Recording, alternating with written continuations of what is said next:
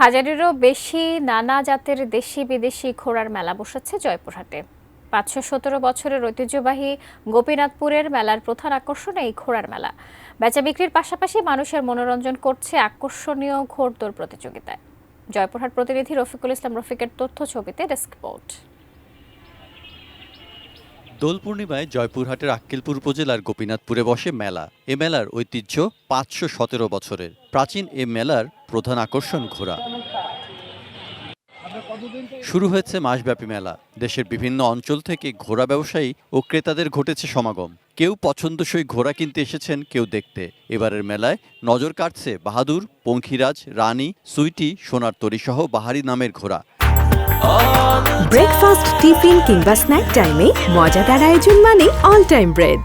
এবারের মেলায় ঘোড়া মিলবে ৫,০০০ থেকে শুরু করে ৯ লাখ টাকার দামের। বাপ দাদার আমল থেকে আমরা করতেছি, আমার বাপের সঙ্গে আমরা আসে এই মেলা করতেছি, এখন পর্যন্ত করিচ্ছি। আমরা এখানে ঘোড়া নিয়ে আসি, বিক্রি করি, আবার এটি এসে কিনি, আবার এটি এসে রেস খেলি, খুব আনন্দ পাই, উৎসব করি।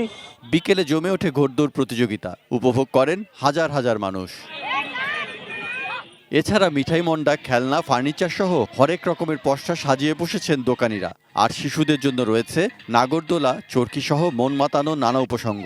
হুন্ডা খেলা আছে, নাগরদোলা আছে, তারপরে নৌকা আছে, তারপর ভূতের ঘর আছে, আরো অনেক কিছু আছে। ৫১৭ বছর আগে গোপীনাথপুর মন্দির প্রাঙ্গণে প্রথম এই মেলা বসে। ঘোড়ার পাশাপাশি এই মেলাতে পাওয়া যায় গরু, মহিষ সহ বিভিন্ন পশু। ১ মাস চলবে ঐতিহ্যবাহী এ মেলা। মেলাকে ঘিরেই আনন্দের যেন অন্ত থাকে না আমাদের এলাকায়। এই মেলায় মূলত প্রায় ৫০ ডিস্ট্রিক্টের লোক এই মেলাতে আনাগোনা হয়। Saikat Dasgupta, desk report, ATN news.